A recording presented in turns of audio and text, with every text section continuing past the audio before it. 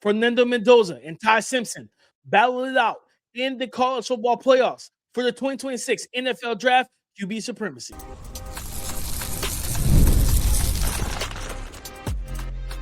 You are Locked On NFL Draft, your daily podcast covering the NFL Draft. Part of the Locked On Podcast Network, your team every day. Welcome back to the Locked On NFL Draft Podcast, your daily podcast covering your favorite draft prospects, part of the Locked On Podcast Network, your team every day. I'm your boy, Damian Parson. I'm an NFL draft analyst with Bleacher Report. That's my guy, Keith Sanchez. He's the director of scouting with the Draft Network and 2019 national champion with the LSU Tigers. And as always, thank you for making Locked On NFL Draft your first listen today and every day. Shot for being our everydayers. Time to break down and preview Indiana versus Alabama. Ty Simpson, Fernando Mendoza. This is the game that you really want to get into and watch, especially from a quarterback standpoint for the 2026 NFL Draft. We're going to break down the offensive prospects, the defensive prospects to watch, and the key matchups to watch in this game. But before we get to that, today's episode is brought to you by Game Time. Download the Game Time app, create an account, and use the code LOCKEDONNFL for $20 off your first purchase. Keith, for me, I look at this game and I think it starts with Fernando Mendoza, right? Mm-hmm. The Las Vegas Raiders just secured the first overall pick, and right now he looks like he's the betting odds favorite. But he's been idle for about 3 weeks since the Big Ten championship game. And what I'm really paying attention to is like, are you rusty, right? Like you haven't played football in 3 weeks, 2 or 3 weeks. And so are you rusty? How quickly can you knock the rust off? And then at the same time, I want to just see how he plays, how he starts this game. Does he start slow? We do know Indiana's going to run the ball. That's just what they do. They're a balanced attack. With Kalen Black and Roman Hemby, they're going to try and be ground and pound, get the run game going, play action, RPO.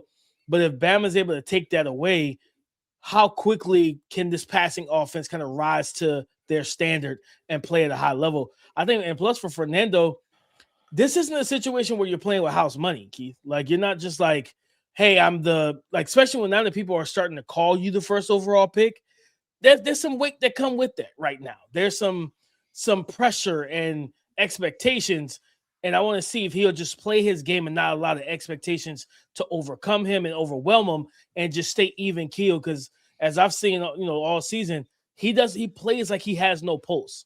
Like he plays like a guy that doesn't have a pulse at all, Keith. So that's what I'm really looking for with Fernando Mendoza in this game. How quickly can he get going when it's time to throw the football, and how quickly can he knock the rust off since they haven't played in 3 weeks? Yeah, and that's something we've noticed was that last year, right? Last year when they had the second round of the playoffs, right? When they had the teams with the buys, that some teams came in rusty, right? I mean, the infamous Oregon-Ohio State game, right? Yeah, Oregon was run out of the building. So I think you make a very good point with that, with just seeing how, I guess, rusty or how prepared they are overall.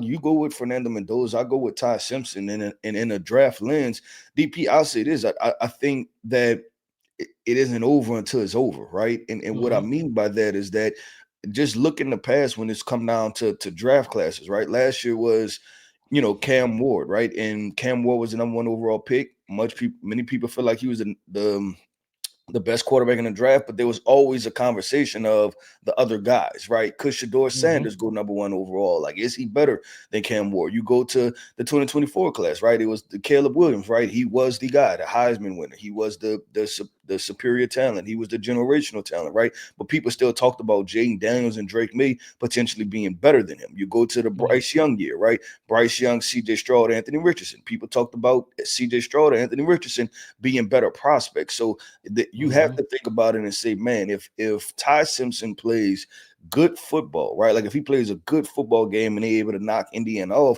I can guarantee there's going to be conversations about, wait, is Ty Simpson better, right? And as much as we try to do a good job of not doing it, I'm not talking about us collectively. I'm not talking about us directly. I'm talking about collectively.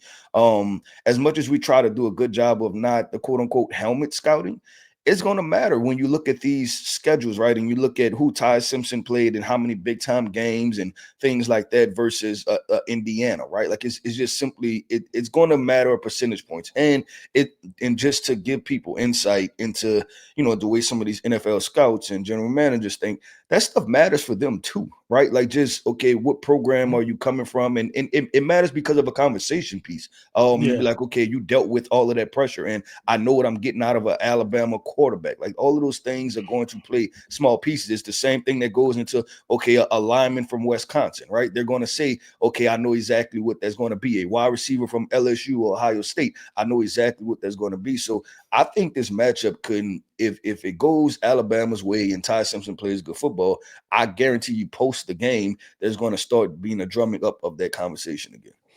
Yeah, that would be a bold conversation to have. That would be a bold one to have. You know what I mean? Just because of how the seasons have gone for both of them. And I think for me, you know, I haven't wavered. I still like Ty Simpson. I still think I think I have a grade as like a late first, early second round pick. And I'm like, yeah, somebody that we know how much NFL teams value that 5th-year option on quarterback contracts. Like people can sit there and be like, man, I wouldn't take him until day 2. I'm like, if you're willing to spend the 34th pick on him, what's the problem with spending the 30th? Like, I don't really see the difference. And I get a 5th year, I get an extra year on the contract, right? And when you look at quarterbacks, it takes sometimes 2 years for guys to really develop in the NFL. So having that 5th year is a luxury. Like it's something that you really want to have. So I think with Ty, man, I want to just see him go out here. And we will talk about it because I got a big key matchup with him in the secondary for Indiana. I want to see him play quick. Like that's one of my big knocks on him is that he tends to stare down reads and he doesn't anticipate throws quick enough. And that's just because of the fact that he's a first-year starter. Like he's not a guy that's played 3 years. I want to see him kind of play a little bit quicker from the pocket with his reads and get the ball out quicker because this is a defense that's super opportunistic and they have a lot of turnovers in the secondary. You can't be late on these throws against this secondary. Like, you know what I mean? Like you can kind of get away with it against some of the teams you face, but this and the offense you're about to go up against, yeah, like this ain't Auburn. You know what I mean? Like the Auburn got a good defense. They don't have offense. Like, so you can stay within that game and throw for 125 yards and get out of it with 3 touchdowns. You can't do that against Indiana. They can put up points. They will put up points. Fernando Mendoza will score. You got to be able to keep your team afloat. And yeah, I think to that conversation, yeah, I mean, I probably wouldn't be having it because the film is just 2 different things for both players. But I listen, I like both of them. So people would keep telling me this quarterback class sucks. Hey, man, you know what? Y'all told me that last year, too. And I've seen flashes from Cam Ward, Shador Sanders, Jackson Dart. Look at Tyler Shuck right now. I'm sorry. I'm not buying into these narratives that the quarterback class sucked because you can't say it's a generational prospect at the quarterback position. Like, everybody said Tyler Shuck had no business going 40th overall. I think the Saints would say otherwise right now, the way he's playing. So, yeah, kill the before we haven't even gotten the draft season, people saying this is the worst QB class. I'm like, well, I kind of recall y'all saying that last year, and you don't seem to be correct right now. So shout out to these guys. Looking at Fernando Mendoza and Ty. And I mean, Keith, I wouldn't be mad if it's a shootout, to be completely honest with you. Like, I wouldn't be opposed to that. Let me see both quarterbacks go out there slinging it, 2-3 touchdowns and 35-38. Give me a high blood pressure game if you're a Bama or Indiana fan, where they're just sitting there sweating on the edge of their seat. Give me that. I want to see that in this game, Keith. But I will see Germie Bernard's another guy. Like we keep saying that he's their top receiver because Ryan Williams just refuses to catch the football like a normal wide receiver right now. Don't know what's going on at age 18. So Germie Bernard, like the way he wins, it's kind of interesting compared to how what this defense does and how they take the ball away. He's gonna have to win quickly. I don't know if he's gonna be able to get downfield, and that's gonna be the big because they play a lot of zone. So they're not gonna let you run past them or get over the top. I think he's gonna have to make plays after the catch in this game, and that's something he is skilled at. But I think that's what he's gonna have to butter his bread in this game, Keith, is making plays after the catch. Yeah, I agree with that. And listen, you go Germie Bernard, and then now we're about to flip-flop teams again. I'm going to go with Indiana wide receiver Elijah Sarratt. I want to see Elijah Sarratt, right, and what he's able to do out there and, just make plays. And he's done it all year, but I think this would be another stage for him, especially a national stage, to where people can start having the conversation even more about, like, you know what?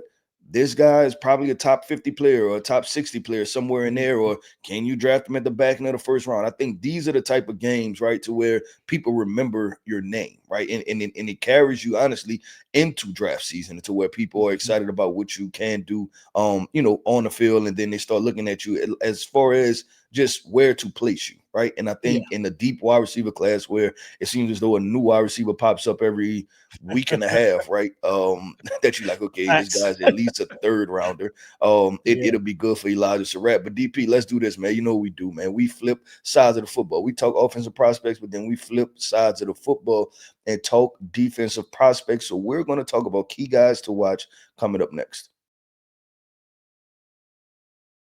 The NFL season is in full swing, and there's nothing like being at the game. The crowd noise, the energy, and cheering alongside other fans. Watching at home is great, but being in the stadium, man, it hits different. The frustrating part has always been getting tickets, waiting in queues, dealing with logins, and prices change right at checkout. And that's why the Game Time app gives the advantage back to fans.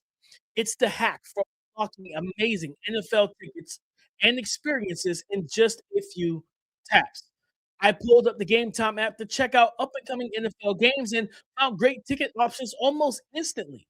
So take the guesswork out of buying NFL tickets with Game Time. Download the Game Time app, create an account, and use the code Locked On NFL for $20 off your first purchase.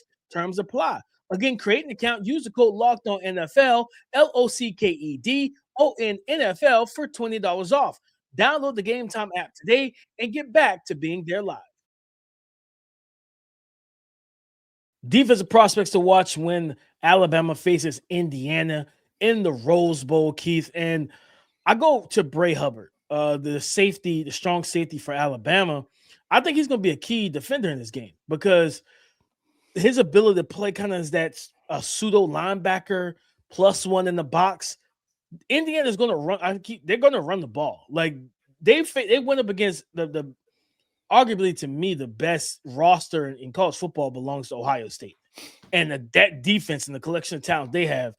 And I wondered, okay, are you going to stick with the run game against Ohio State? Kurt Signetti said, absolutely. Like we didn't break a bunch of big runs, but we stayed steady, Eddie, 2, 3, 4 yards a pop until we were able to get a big one for 10 or 15. They're going to run the football. Bray Hubbard being able to hover around the box, be that +1, and not just that, but also being able to come down in the box just in case it is a run, but then playing the RPO game. They run a ton of RPO at Indiana. That's something Kurt Signetti put an influx in this offense because bringing in Fernando Mendoza, he said, I watched film of him at Cal. He was really good on RPOs. We know that would get him settled in, and that's something that will make him comfortable coming into our system. So when you get that glance route, a guy like Bray Hubbard could absolutely benefit from being in that low hole and taking that away and basically making Fernando Mendoza hold the ball, which then creates a potential penalty because you get illegal man downfield because the offensive line is blocking too far upfield, or you get a sack because you get pressure. And Bama's defense they're not a good sack, like they're not a good pressure team. They don't have the horses on the edge like we're accustomed to those household names. Bama, like LT Overton's back, he's healthy. He's more of an interior defensive lineman.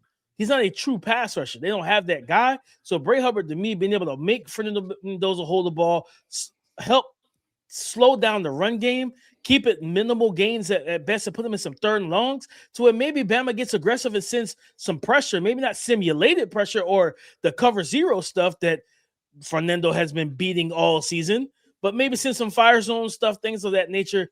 Get creative with your blitz and pressure packages. I think Bray Hubbard could be in for a big game.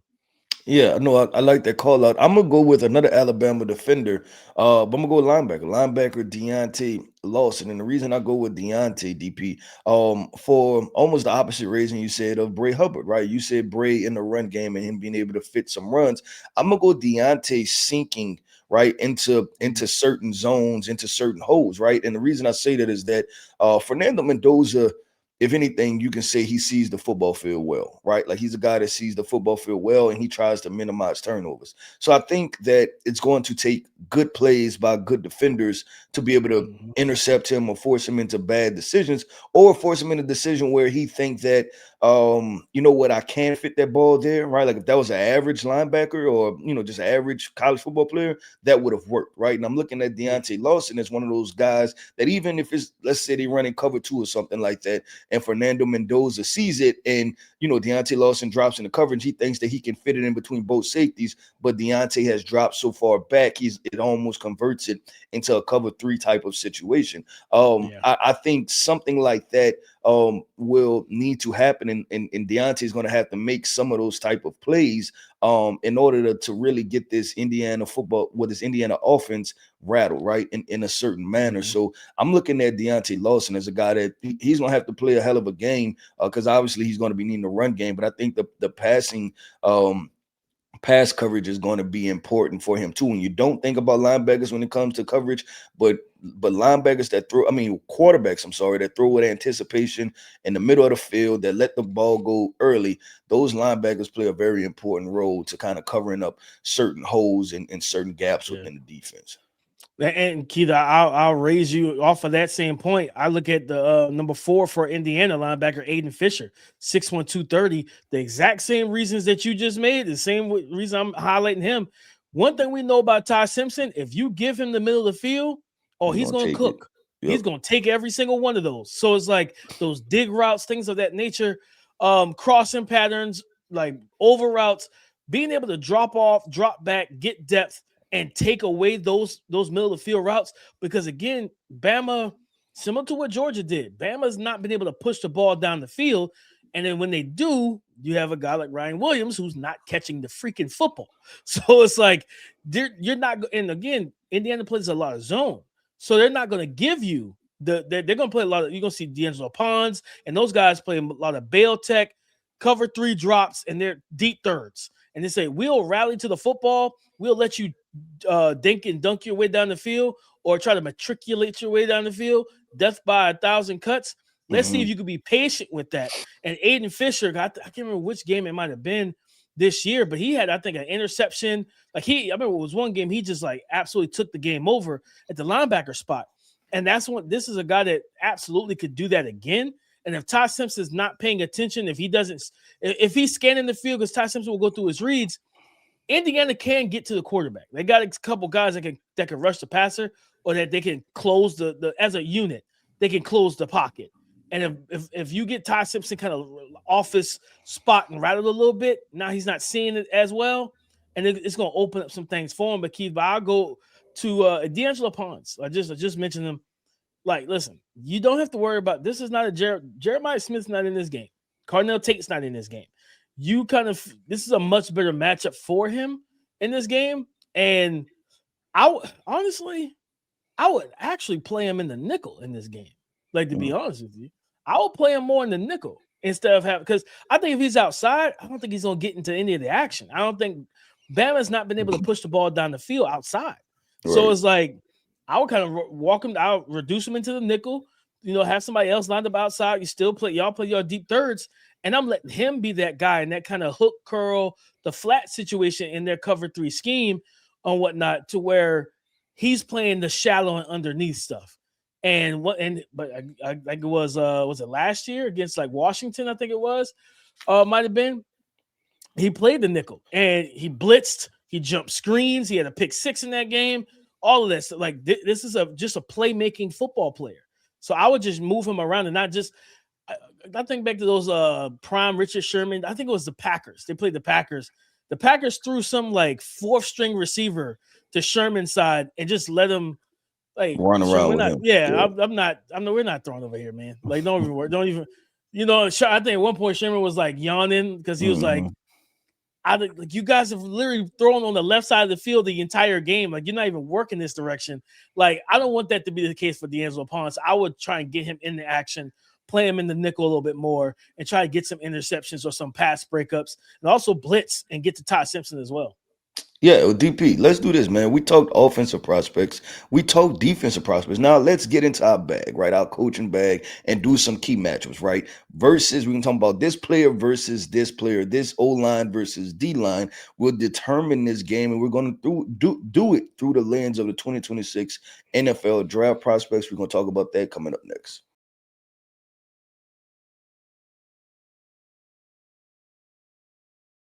Thank you for making Locked On NFL Draft your first listen today and everyday shot for being our everydayers. Key matchups to watch in this game, Keith. And I want to go just talk about Ty Simpson. I want to look at the two safeties for Indiana, Lewis Moore and Amare Farrell. These are two guys that I think Ty Simpson has to know where they are at all times. I think Lewis Moore he might lead the team with 6 interceptions this year. He had an interception against Julian Sand in the Big Ten championship game where they came out and like too high, rotated down, and picked them off. These guys 6 interceptions, 2 PBUs, right? Like this defense. It's weird because they're super opportunistic. They play more zone, but it's almost like they play a lot. I think a lot of cover 3. Like they do, like I said, they will mix and match some stuff and try to bait you into some things. But I'm looking at that situation with Ty Simpson. Farrell and Moore both combined for 10 interceptions this year. Farrell has 4, Lewis Moore has 6. The middle of the field stuff where like Ty Simpson loves to throw, where Kalen DeBoer likes to dial it up, right? He likes to throw dagger concepts and the deep dig off the backside. You got the slot going up, and they like to do those type of things. Lewis Moore and Amare Farrell, the type of safeties that if you're not paying attention to where they are, that's an interception. Like either that or you can get your receiver rocked or it's a pass break. Like it can go south very quickly with those two. When you got 2 ball hawking safeties, and the fact that this defense will show you things and rotate post snap and try to confuse you and give you different and difficult looks. Yeah, Ty Simpson is going to have to be on time and really watching where these guys are. Hey, don't assume. Don't be naive. Don't assume, okay, it's too high, so they're playing cover 2 or quarters or cover 2 man. Like, nope. You see one of those guys rotate post snap, or you think, okay, I can look up the seam, and then I got and this. They always do it with Germie Bernard. That's the receiver they throw that deep dig to almost every single time. Is Germie Bernard about 10? I'll say about 10 to 15 yards down the field. They love to throw it, especially against zone. If your linebackers are squatting, he'll try to hold them with his eyes and then lay the ball over the top of them. That's when you get Amare Farrell or Lewis Moore coming downhill, triggering and making the play on the ball. That's a key matchup because if whichever one of them has the advantage at the end of this game, I think that's who will actually win this matchup. Yeah, no, I like that. I'm gonna go with the trenches, DP. And I'm gonna go this Alabama offensive line. You're talking about Parker Brailsford, you're talking about Caden Proctor, right? Versus a guy like Mikael Kamara, I think we discussed him in depth when it was the Ohio State matchup, right? I think post the Big Ten championship. And the reason I bring up this Alabama offensive line, those guys, because I think that Alabama's going to have a balanced attack, right? When it comes to winning this football game, like they're going to have to run the football, and that's been when Alabama has had trouble when they haven't been able to run the football, right? They have to find a way to be able to establish the trenches. And I'm gonna go ahead and throw another guy in there, Jam Miller, right, the running back. I'm gonna throw him in there too because I think he has to have a good football game. I think it's important that they have long sustained drives, right? And when I say long, I'm talking about 5 to 7 minute, right? 5 to 7 minute drives where they're able to string together 7 to 10 plays and put it in for the touchdown, right? Like this, I think this will be a game too where there's going to be a difference between 3 points and 7 points, right? What do you do when you get to the red zone? And I look at Ty Simpson and what he's capable of, right? He's capable of playing high level football, but I think this offense, like many offenses, operates better when they have a run game. But I think that it also opens up a lot more, and this offense looks a lot more comfortable when they have a run game. I think one of the times was when they played, well, I believe it was Missouri. And this offense looked like a well-oiled machine, right? It's like, okay, this is how it's supposed to look. I think that we get the best of Ty Simpson, and it may go to this point, right? Ty Simpson loves throwing in the middle of the field, right? So how do you get the middle of the field open? With play action, right? Getting those linebackers to suck up some, and then you throw it right over their head. So I think that's why it helps Ty so much, and that's why he looks better with a run game. And I think that they have to, they have to go for it. They have to do it. They have to establish the trenches. So I look at the Alabama trenches against Indiana's defensive line. Yeah, the throwing the name to watch, on the Indiana D line. You talking about Michael Kamara, Tyreek Tucker has been, he's listed at 6'3", 302. I didn't realize he was that short of a defensive lineman. He's 6'3", 302, number 95. But I think it was I believe it was like the Ohio State game. He was active and disruptive, and like they play. Kurt Signetti just have all 11 guys like in sync, playing hair on fire to the football.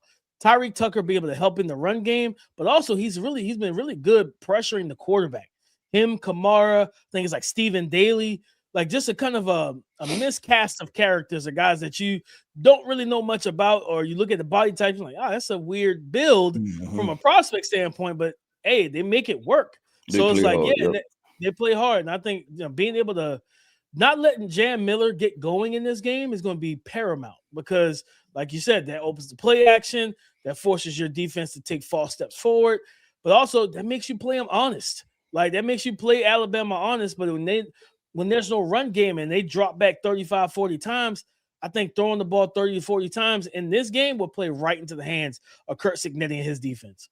Yeah, no, I agree. Another matchup, DP, I'm gonna go with, and I mentioned the wide receiver in this matchup, but it'll be interesting to see the cornerback. Elijah Sarratt versus Damian Jackson. Damian Jackson has been a young man that we've discussed for a couple years now, as far as an NFL draft prospect, and just watching those two go together. My personal opinion, I feel like Elijah Sarratt is the higher graded prospect, right? But Damian in the cornerback class, where we've consistently documented that we think is okay, good, not great, right? As far as the cornerback class, a lot of, I guess, question marks to be answered.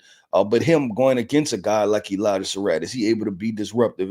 Is he able to stop those kind of back shoulder fades? Is he able to compete at the catch point? Because we have evaluated Elijah, and it's a thing about he's not a guy that you feel as though is going to run completely away from you, right? Like talking about 4.3 speed, right? But the detailed nuance things, he's a guy that forces a cornerback to be clean technically, right? Like you're going to have to be clean, you're going to have to be in control, and you're going to have to be alert. So I'm looking at Damian because I think he is fighting for consideration of being a top 100 guy, right? Some people feel like he's a good corner, some people feel like he's average. I think this is a game to where he can kind of stamp himself against another really talented prospect that he'll be going against.